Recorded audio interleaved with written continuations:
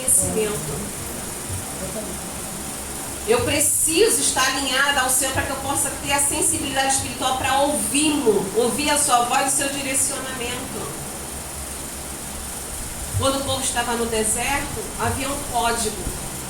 Quando a coluna se movimentar, seja de fogo, seja a coluna de nuvem, é o tempo de vocês levantarem acampamento e continuar a viagem. Eles tinham um código visível. Hoje, o código é o Espírito Santo de Deus em nós, porque é o selo que nós temos. É a presença dele dentro de nós, porque nós somos templo do Espírito Santo de Deus. E qual é a porcentagem que o Espírito de Deus tem ocupado dentro de você? Hoje Deus falou sobre isso. Aquele a quem mais você alimentar. Lembra da historinha do... Ela estava falando uma coisa muito engraçada. Ela falou, gente, é engraçado, mas Deus está falando. Eu não sei o que vocês entenderam ali. Mas há duas naturezas dentro de nós. A natureza humana e a natureza espiritual. Aquela que você alimentar mais é a que vai ser mais forte. Se você alimenta o seu espírito, ele vai se tornar mais forte. Se você só alimenta a sua carne, e Satanás é mestre, porque ele sabe como nos distrair, porque ele distraiu Eva e fez com que Adão caísse junto, e toda a humanidade sofre até hoje a consequência da desobediência. Foi corrompidos. E nós também alcançamos essa maldição. Jesus já tirou ela de sobre nós. Glória a Deus. Aleluia. Mas ele nos distrai. Nos distrai para quê? Para que nós não venhamos a despertar para o propósito que Deus tem para a nossa vida. E eu pergunto para vocês, quantas de vocês têm consciência e clareza de qual é o propósito de Deus na sua vida? Fala para mim. Levanta a mãozinha só para mim ter assim, consciência de quantas de vocês... Não, eu tenho consciência, clareza que foi para isso que Deus me chamou. Às vezes a gente está dentro da igreja e a gente não sabe nem para que a gente serve. Mas Deus trouxe você para esse retiro para mudar essa história na tua vida. Porque há um propósito te esperando. Quando Deus chamou Jeremias com um propósito para ser profeta entre as nações. Esse era o chamado. Mas o propósito era meter a lenha no povo por causa do pecado, das rebeldias, da desobediência. Era trazer o povo para Deus. Quando Deus chamou José, havia um propósito na vida de José. Todo mundo fala assim, o propósito de Deus na vida de José foi ser governador do Egito. Quantos concordam com isso? Será que foi isso mesmo? Não. O governador do Egito foi o chamado de José. O propósito foi a preservação da vida através do cargo que Deus permitiu ele alcançar. Aleluia, glória a Deus. Todo o propósito de Deus vai levar o seu chamado a resgate de almas, a salvação, aleluia, a preservação de vidas. Aleluia. E essa preservação tem que começar primeiro da sua casa. Lembra da Arca de Noé?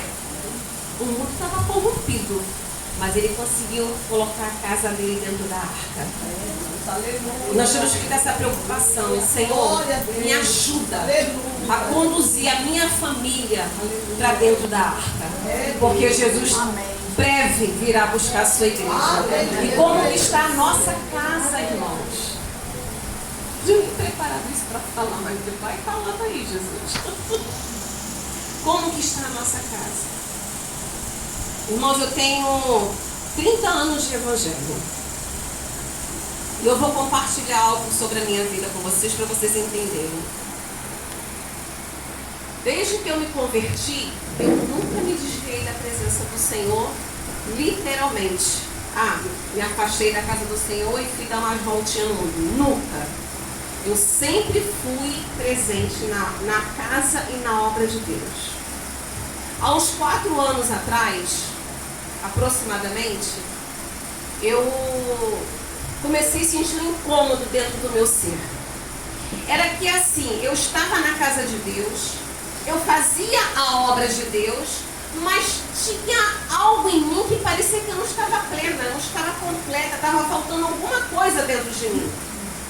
E eu comecei a perguntar a Deus, porque a impressão que eu tinha era assim: Senhor, eu te sirvo, mas parece que eu só te sirvo 50%. Parece que 50% tem um vazio aqui dentro de mim, que eu não sinto a tua presença, que eu não me sinto cheia, eu não me sinto plena. O que está acontecendo comigo? E eu comecei uma busca de oração. A palavra-chave que eu usei como base para as minhas orações foi o Salmo 139. Sonda-me, Senhor, e vê se há em mim caminhos maus, e guia-me pelo caminho eterno. Foi essa oração que eu fazia. Sonda-me, Senhor. Sonda-me, Senhor. Sonda-me, Senhor. E eu fiquei buscando. 3 meses se passaram. Foi quando a primeira resposta veio. E essa resposta veio através de uma ministração que eu ouvi. E foi dentro da palavra do filho pródigo. E quando eu vi aquela palavra, o Espírito de Deus bradou dentro do meu interior. Eu não era o filho pródigo, o que saiu da casa. Eu era a filha que estava dentro da casa. Mas, Cristina, você não servia? Você não fazia obra? Fazia, irmão. Não orava? Orava. E jejuava? E jejuava. E lia a palavra? E lia a palavra. Não ia dar visita no lar? Você não ia? Tudo que vocês fazem, eu também fazia. Só que o que Deus ministrou para mim foi que eu estava tão ocupada com o serviço que eu esqueci do relacionamento. Aí eu não vou nem pedir para vocês levantar a mão, porque é constrangedor, mas cada um faça a sua autoanálise. Você tem sido serva do Senhor ou você tem tido relacionamento com Deus e como fruto desse relacionamento você faz a obra do Senhor? É diferente. Quando eu sou só serva, eu faço. Tudo que me mandar, eu faço. Eu sou obediente, eu amo fazer a obra, eu faço. Mas eu não tenho um relacionamento com meu pai. Era o filho que estava em casa. Cuidava da fazenda, cuidava dos bens, né? Vivia no meio dos serviçais. E quando aquele irmão dele volta, que o irmão recebe uma festa pela volta, qual é a reação do filho? Este teu filho, tu nunca me deste um cordeiro. E o pai fala: filho, tu sempre esteves comigo. Tudo que é meu é teu. Por que ele não usufruiu da presença do pai? Esse filho com certeza não tinha relacionamento com esse pai. Tantos anos debaixo do mesmo teto e não tinha relacionamento com esse pai. E às vezes assim somos nós. Nós somos alimentados pela liderança, nós somos cuidados pela liderança, mas nós não buscamos o nosso próprio alimento na casa do pão. A gente só recebe do que o outro nos dá. É muito bom estar aí nesse lugar sentado e ouvindo, eu gosto. Mas nesse tempo, o Senhor está nos chamando e nos despertando, que é tempo de dedicarmos a Ele um tempo da nossa vida para desenvolvermos relacionamento pessoal, para nos tornarmos uma com Ele. Aleluia. Porque as batalhas espirituais que nós vamos enfrentar para frente, nós precisamos estar nele literalmente. Porque o nosso maior campo de batalha é a nossa mente. E se a nossa mente ela não estiver renovada e alinhada ao propósito que Deus tem para nós, a gente pode ser abatido na guerra. Quem disse que um capacete não pode ser atingido por uma bala de fuzil? É isso? Quem pode nos guardar? O Senhor. É o Senhor que pode nos guardar. Como a nossa irmã Cíntia colocou nessa manhã, né? A sua armadura ficou toda perfuradinha por causa dos ataques. Mas o Senhor a sustentou. Aleluia. Com certeza porque ela tinha relacionamento com Deus. Tem relacionamento com Deus. É um tempo muito sério. E dentro desses 4 questionamentos, o primeiro é: como foi que eu me formei? Aí se eu perguntar para você, como foi que você se formou? Você vai falar o quê? Ah, foi lá no ventre da minha mãe, né? Meu pai e minha mãe teve a concepção e lá na barriga da mamãe eu fui sendo gerada.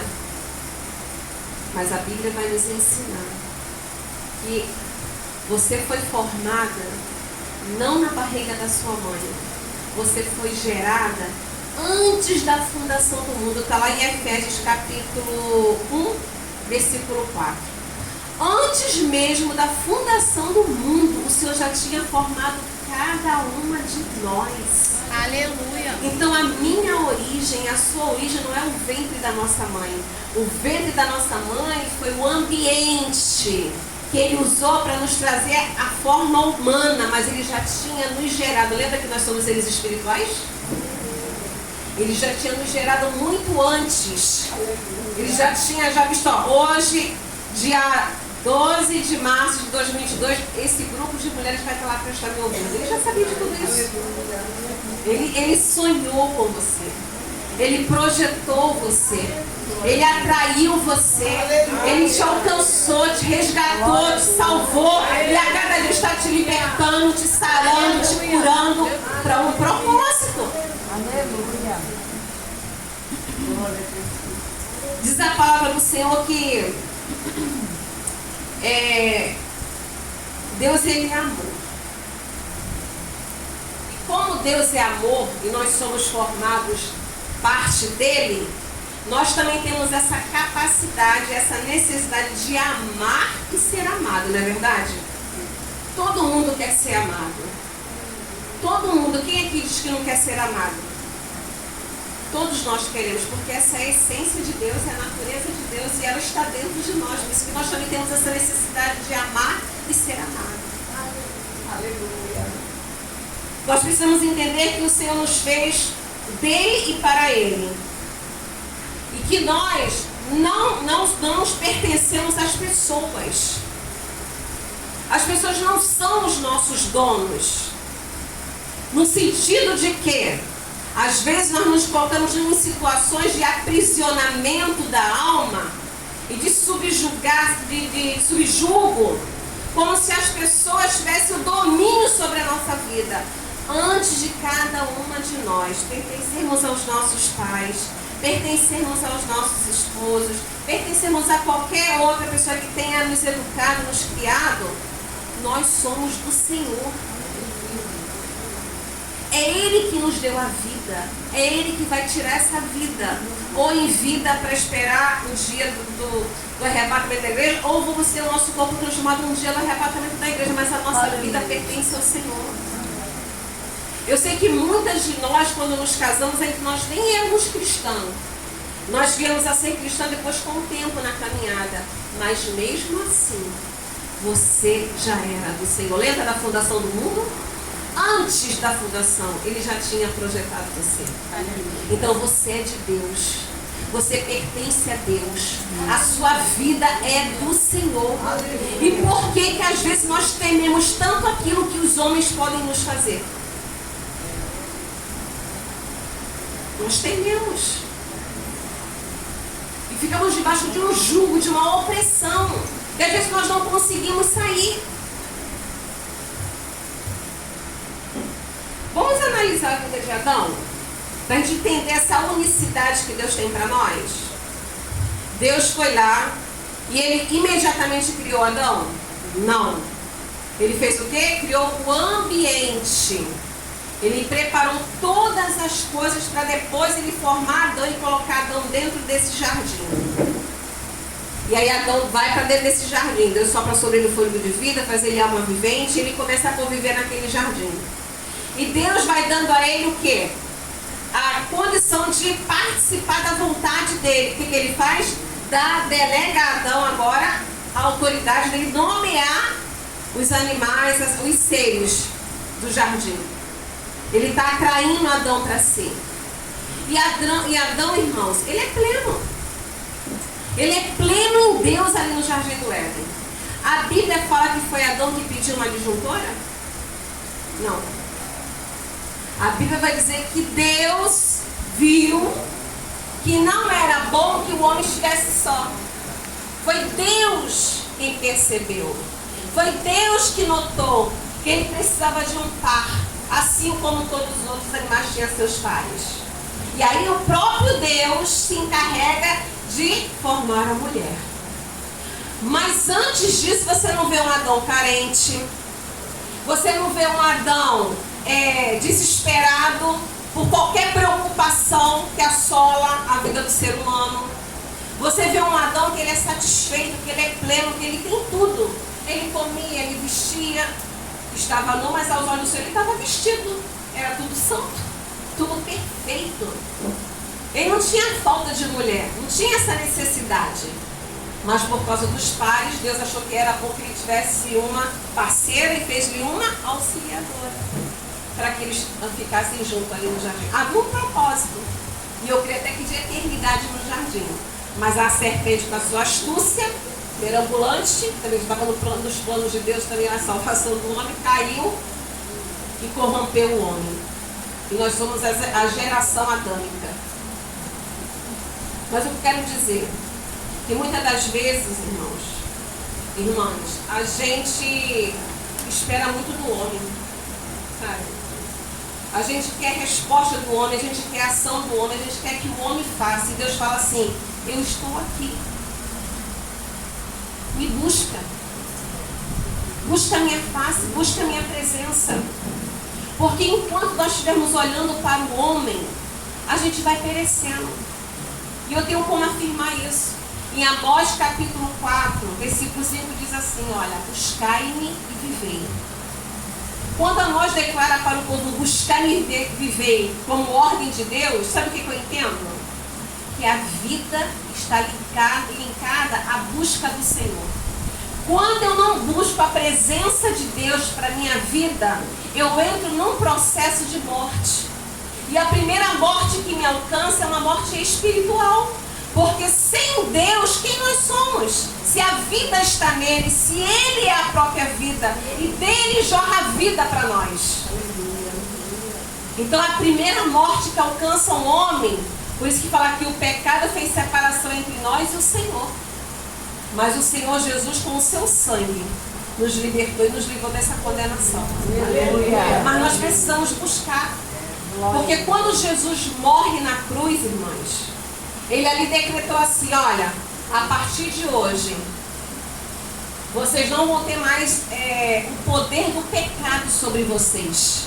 Porque agora vocês têm o meu sangue, que os torna remido, e vocês têm o meu espírito, que vai ajudar vocês a vencer essa natureza humana. Então o sacrifício de Cristo nos livrou da condenação eterna. E agora existe uma santificação progressiva, que todos os dias eu tenho que me avaliar, me autoanalisar e ver em Deus aquilo que eu preciso melhorar. Eu não posso aceitar Jesus e estagnar. Eu tenho que aceitar Jesus e progredir nesse crescimento de santificação.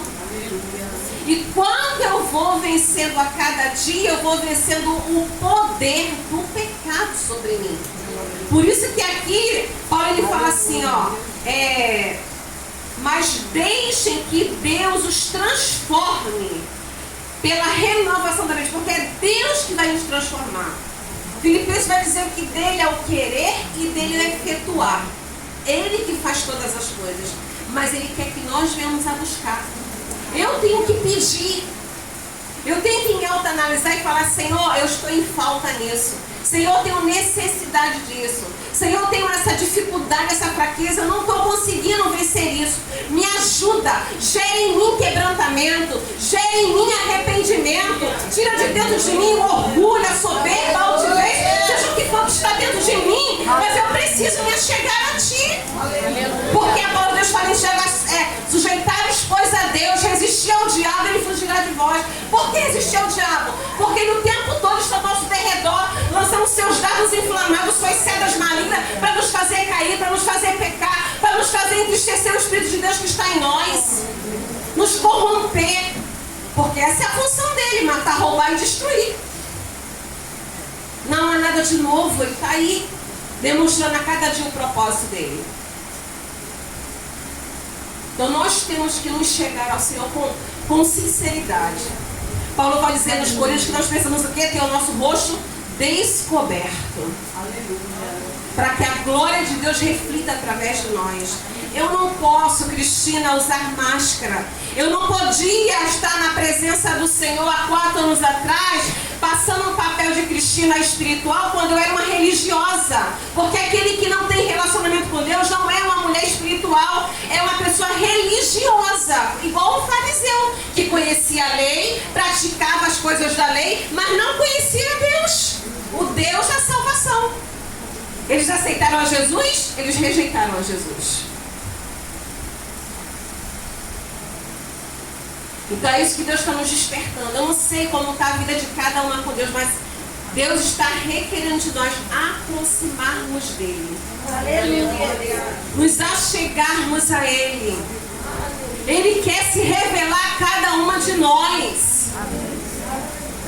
Você está com um problema dentro da sua casa, mas se você buscar, Ele vai falar assim: filha, faça assim. Caminhe por esse caminho. Olha, recua aí que tem uma cilada investida ali no cantinho para você. Eu estou contigo, vai em frente.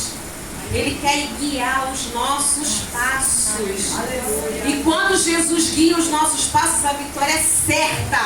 Não há sombra nem variação de dúvida, porque nós vamos conquistar a terra que o Senhor tem prometido a nós. Glória a Deus. Deus, Ele é fiel. Louvado seja o teu nome. Então, quando Adão ele atinge essa maturidade em Deus, é que Deus dá a Eva para ele. Às vezes a gente está num relacionamento meio frustrado, porque a gente não esperou o tempo de Deus. Aí você pode falar assim: mas Cristina, quando eu me casei, nem Jesus eu tinha. Deus sabe disso. Mas Ele é tão maravilhoso que está dando a gente ferramentas de consertar os nossos erros. Porque Ele ama a nós, ama os maridos, ama os nossos filhos, Ele ama a nossa família. Deus é o Deus de família, Ele instituiu a família. Amém. E Ele sabe que muitas coisas que nós vemos é fruto da corrupção do pecado. Mas Ele já nos deu a graça. Porque a Bíblia fala que onde abundou o pecado, agora superabunda o quê? A graça. E Deus falou nessa manhã que Ele quer nos dar vida e vida com abundância. Amém. Deus quer entrar na nossa casa, na nossa vida. Quando eu detectei pelo Espírito de Deus, porque eu sozinha não conseguia me enxergar, por isso que nós temos que nos permitir que Deus se revele para nós. O negócio é saber, você quer que Deus revele para você quem você é diante dos olhos dele? Porque, lembra que eu falei da dinâmica da janela de Johai? Eu posso mostrar para vocês uma Cristina que vocês vão ver só o que eu quero mostrar. Mas há uma Cristina dentro de mim que Deus sabe quem eu sou. E eu sei também quem eu sou. Mas eu não revelo para vocês quem eu sou. É aí que está o X do problema que Deus quer trabalhar em nós. Tirando as máscaras. Eu era uma Cristina que demonstrava um papel de uma mulher espiritual, inconsciente, porque eu não sabia que estava nessa condição. Mas quando o Espírito começou a agir dentro de mim, Ele tirou a venda dos meus olhos e me fez ver: você não tem comunhão comigo como eu desejo. Porque Deus usa qualquer pessoa. É bíblico isso. E pode você ver pessoas falando em línguas, rodando no poder, ministrando profecia, liberando cura, restauração. Tudo que você vê no mover espiritual não significa que essa pessoa está em comunhão de relacionamento com Deus. Não significa. E é isso que Deus quer mudar. Como está mudando na minha vida. Eu estou falando para vocês, mas eu já recebi a palavra. Então eu falo com muita paz no meu coração, porque eu sei que eu não estou confrontando ninguém, porque eu vivi isso. Aleluia. Deus me feriu nisso. Para que eu entendesse. Sai da religiosidade para que você seja quem eu quero que você seja. Aleluia. Porque é um propósito te esperando. Aleluia. E eu estou nesse processo ainda, irmãos. Aleluia. E quando eu descobri a minha religiosidade, eu também pude perceber, irmã Deise, que a minha casa estava se perdendo. Marido se afundando a cada dia mais no trabalho. Não tinha hora para chegar, de madrugada saía para trabalhar de novo. 10 anos longe de casa, no sentido de só trabalhar. Escravo do trabalho. E a vida espiritual? Decaindo. Uma religiosa, um sacerdote com a vida espiritual decaída. E os filhos? Tudo a ponto de ser emaranhado por Satanás e ser levado para o mundo. Olha a misericórdia de Deus sobre a minha casa. Olha a misericórdia de Deus sobre a minha vida. Para que a minha mente fosse renovada, eu precisei buscar. Não vai cair do céu de graça não, irmãos. Eu precisei me humilhar, e chorar, e clamar, para que Jesus fizesse a obra no meu interior. Porque viver de aparência é fácil, mas é a verdade que liberta. Aleluia. É a verdade que liberta, é a verdade do conhecimento da palavra de Deus, a verdade viva que é Jesus. E aí eu comecei o meu processo de busca da presença do Senhor. E aí eu falava assim: Senhor, põe a minha casa em ordem. Aí a inocente aqui, besta, achava que assim, bota meu marido em ordem, Jesus. Olha a cabeça da mulher. Acerta meu marido, tá errado. Senhor, acerta meus filhos, eles estão errados. E eu aqui? Eu sou a certinha? A bonitinha? Deus falou assim: vou botar a tua casa em ordem, filha, não vou começar com você. É com você que eu vou começar, querida. Vem cá que eu vou te mostrar onde é que está a tua mazelas, para você trazer para o meu altar, para que você seja purificada. Vem, lindinha, vem. Foi assim que Deus fez comigo. Foram 3 anos de muito choro. Toda vez que eu entrava na minha igreja, eu só fazia chorar. Cada palavra que era ministrada, meu coração se rasgava. E eu chorava. E sabe por que